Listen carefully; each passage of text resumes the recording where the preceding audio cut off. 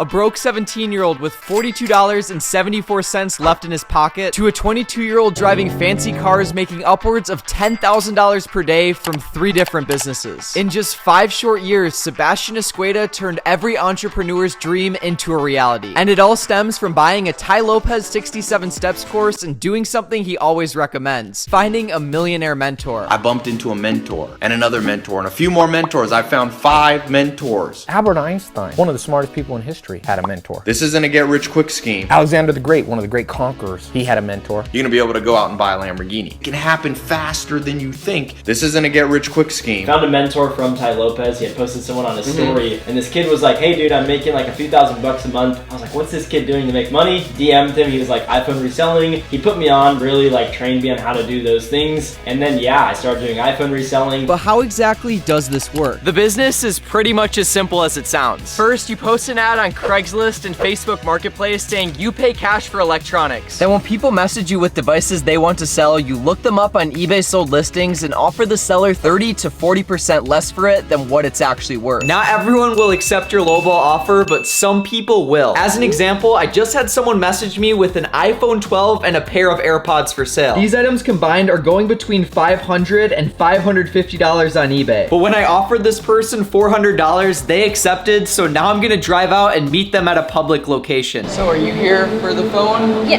Perfect. What's that? What?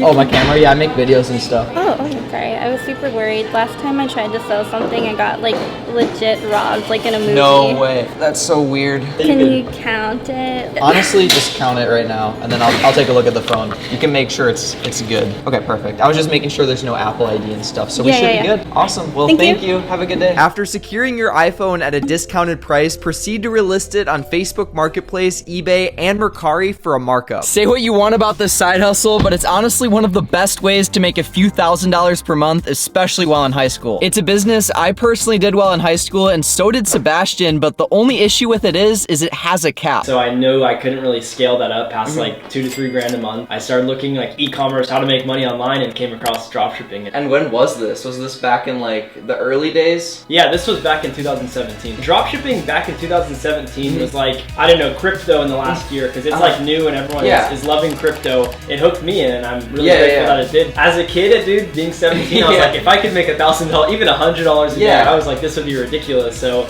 I saw that as a possibility, and I was like, I've got to try it. Shortly after finding dropshipping, things started to go downhill. With my first store, I pretty much learned the basics. I heard Shopify, you could like link up an AliExpress product with Oberlo, which is like an app, and then Facebook ads, and that was pretty much it. Set up a website on Shopify, synced up these random jewelry products that were women's products, and then ran Facebook ads. I had maybe like $500 in my account, spent all of that on Facebook ads, and got no sales. After seeing success with phone flipping, Sebastian was nearly back at ground zero. He had spent a huge portion of his money to advertise a product that frankly no one wanted to buy. So he had 2 options. One, either give up on the dropshipping dream and go back to phone flipping for that guaranteed income, or 2, risk it all and try another dropshipping store to see if he can make it work. What do you guys think he did? I moved from Facebook ads because that was very difficult for me. I moved into influencer marketing on Instagram, and so that's where I started to have my real first taste of success. What was that like first product you were doing influencer marketing with? Yeah, first product was actually the fidget spinners, so that was the number one. Like that was my first product I got sales with and everything. We got our very first sale, and I was like freaking screaming. Me and Lotus made our first order. Let's get it, baby. I was like, dude, let's go. I got a sale. So it was crazy, and so that was my first success. Like, I don't know, maybe I did $100 in a day, but it wasn't anything crazy. And almost as fast as this product began to take over the world, sales began to dry up. You know, me being like a not so smart or educated person in dropshipping, I realized I was kind of getting ripped off by the suppliers. Like, I was paying maybe like $8 shipped for the product, and that's horrible. Yeah. For a small product like that, now we could get them for like $2. So I was like, if I can just order this product in bulk, I could package the orders, my profits can go up like crazy. That's what I did. I ordered the product, but by the time it came in from China, every gas station had them. So damn. Like, so you were stuck with all that inventory? Yeah, stuck with the inventory and like barely any money anymore. And so I was back to the drawing board once again. At this point, Sebastian had just $42 to his name, and on a family trip to Costa Rica, his mindset began to change. change. Dude, we were walking around in like shanties of houses looking around, and they were living off of $500 a month. And I was like, this is horrible. Like, I can do way better. I'm blessed in California. You know, I have a laptop. I could do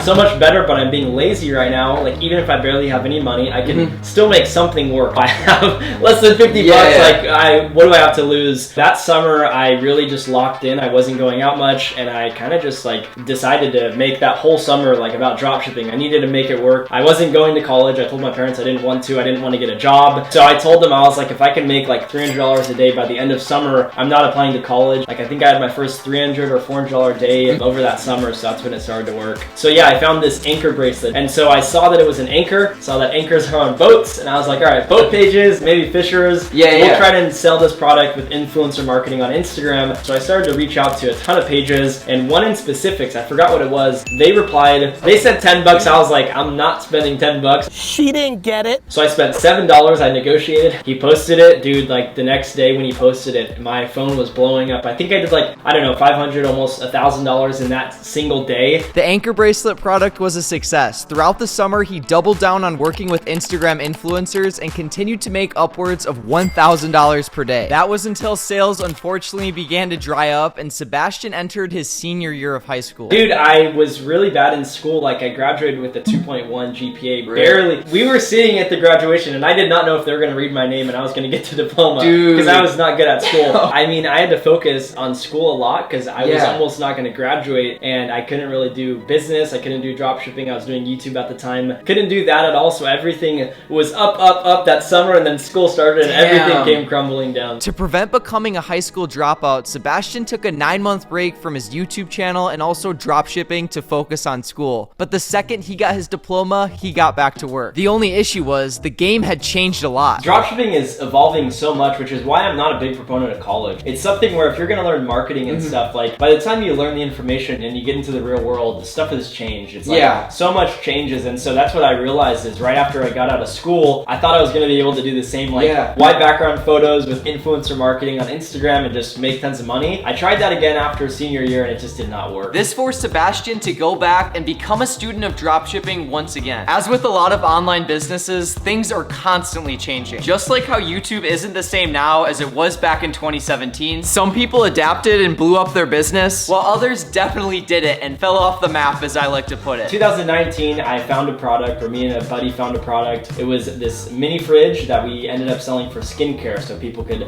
store their serums, their skincare, various stuff. We ended up scaling to 100K a month, and that was like my first 100K month, which was just completely ridiculous. This was made possible by his newly acquired knowledge in the world of Facebook ads, but it's also where he learned the important lesson of holding physical inventory. You'd think if you're running a 7-figure store, you have a fancy office, but I did not. And so this is where we held pretty much all of our inventory. Boom. This is actually my first 100K per month product. So Skin Fridge, I'll expose the brand. It is pretty much a mini fridge that was just made to store stuff in like your bedroom or something, but we coined it as Skin Fridge, which is basically a skincare fridge. What happened with the product? This was the product that we were supposed to be selling. Basically, they sent out a cheaper one where like this door wasn't working, it wasn't closing properly, the wiring wasn't actually working, and so the supplier kind of screwed us like that, because then we got chargebacks, customer didn't like the product, and it kind of just crumbled from there. As fast as Sebastian started profiting $20,000 to $30,000 per month with this product, upwards of $500 per day started to get charged back. It was crazy, dude. It was $500 to like over $1,000 a day just out of my bank account. Like the chargebacks put me in a weird mood where even if I started a new store and was making $500 a day, my bank account wasn't growing. It was still going down because, like, you know, I'm still getting all these chargebacks. From over $50,000 in his bank account at the peak of this product to now having only a few $1,000s, he was once again faced with two options. One, either throw in the towel and get a real job, or number two, take this experience as a learning lesson to make sure a product's high quality before scaling up the advertising spend. Again, what do you guys think he did? I saw TikTok was popping off, so I was like, I've got to get on TikTok. There was a trend going around. It's still kind of around like e-boys and e-girls, that whole vibe. They were wearing these lock necklaces with the Louis Vuitton lock, and so I found the generic one that was just a lock necklace, and I started dropshipping that. I was like, okay, I can make $1,000 a day easily. This product scaled to nearly $50,000 in its peak months, and it was followed by a lot more success. So this was a product that we found on TikTok. So this is the website right here. It's a swinging duck. Dude, Dude, this thing looks sick. And you did this with a free Shopify theme, right? Yeah, so this was with the Sense theme on Shopify. So we went